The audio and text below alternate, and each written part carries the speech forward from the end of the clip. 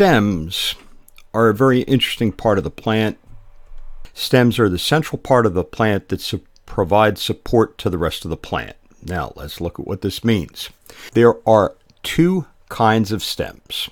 One is called woody stems, and woody stems have an accumulation of material every year, which gives them a woody format. The other type is what we call a herbaceous stem, and a herbaceous stem does not have an accumulation of material every year. It grows up once, and therefore it is considered not to be woody. When we think of a woody stem, we think of something like this, and this is a branch on a tree that was cut off, and we can see a lot of different spots on it. We can see what we call the sapwood on the outside, which is this year's and last year's and maybe the past couple of years of growth. And on the inside of that, we call the heartwood. Towards the left-hand side of the circle, we see where the stem actually started, and it has increased in size every year, and it continues to increase in size every year. If we take a thin section of that and we look at it, we see what we call the growth rings. And the growth rings are these little areas where we got wood accumulating. Basically what happens is every year as it grows, it's got its growing season. Then towards the end of the growing season, it starts to slow down. When it starts to slow down, the cells get smaller, they become more compact, and we can actually visualize that as what we call the growth ring.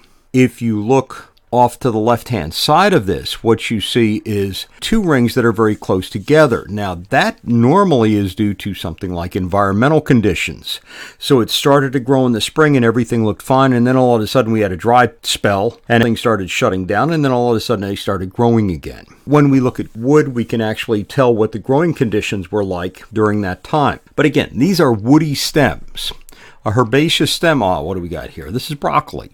Everybody knows broccoli. A lot of people like it, some don't. But when you think of broccoli, we think of that stem that it sits on, and basically it's a stem tissue. And it's a soft stem tissue. You cook it and it's nice and soft. If you don't want to cook it, you can still eat it and it's still crunchy. It's not like trying to chew on a piece of toothpick, which is woody tissue. Is it woody? Is it herbaceous? Kinds of stems. We talked about monocots. We talk about dicots. Monocots are things like grasses. Dicots are most flowering plants that have very ornate flowers to them. And this includes a lot of woody plants as well. When we look at monocots, we see vascular bundles that are scattered throughout the stem, whereas when we look at a dicot, things are arranged in a circular fashion on the inside of the stem. You can see the ring of vascular tissues that occur on the inside of the stem, whereas in the monocot, we see things scattered throughout. So there's a difference between these types. When we look at different kinds of stems,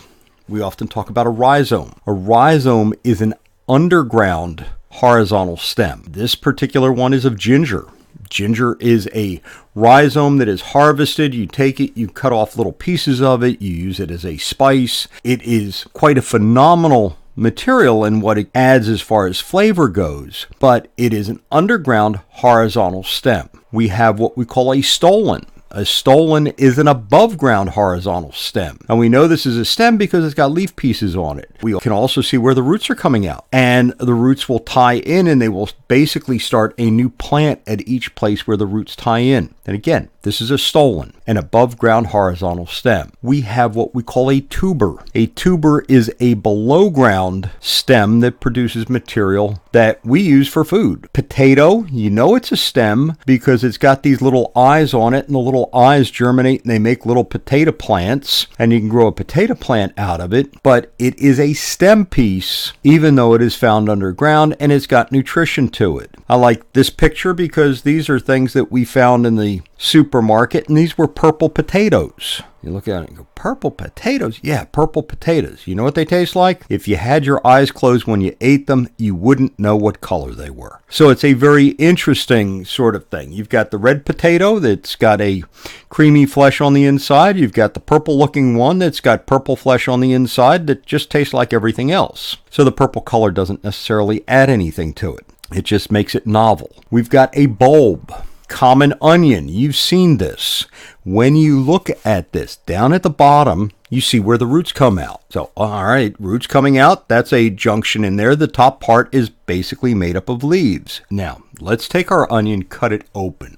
When you look at the onion cut open, down at the bottom we see this little square area, and this is really the stem. And above that you see the leaves coming out, and the stem area has the roots attached to the bottom of it. It's got the leaf area up above it. So we know that the bulb is a form of stem. It is a leafy form of stem. Now, we use bulbs like this onion as far as a seasoning for different foods. And when you deal with this, one of the first things we do is we peel it down. Sometimes it makes your eyes water. Well, if you want to stop your eyes from watering, what you do is before you peel it or do anything, you slice it right across the bottom down here. That is going to release the material in the bottom of the stem that normally would volatilize, and it's going to allow it to leak downwards in a liquid form. You then blot it off. You can then take it and slice up the rest of the onion. By doing that, you will be able to slice up an onion without making yourself cry over it. So, bulb, a leafy stem. This is a corm. This is a little bit different. It's kind of like a cross between the bulb and the tuber. If we take this, we can see how it's kind of leafy on the outside.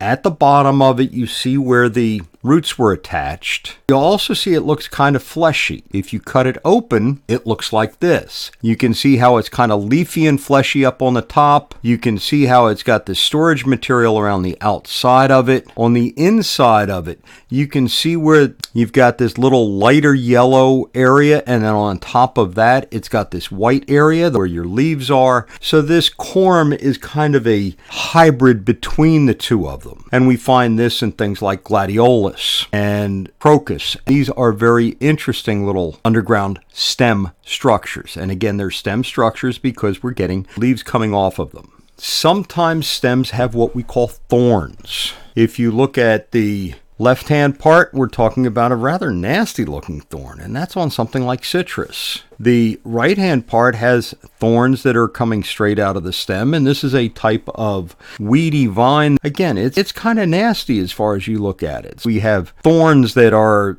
stem structures. They become important as protection for the plant. When we look at stems, stems are in very important parts of the plant. They provide structure, they provide support. They can either be woody or they can be herbaceous, and we've got a lot of different kinds of variations of stems.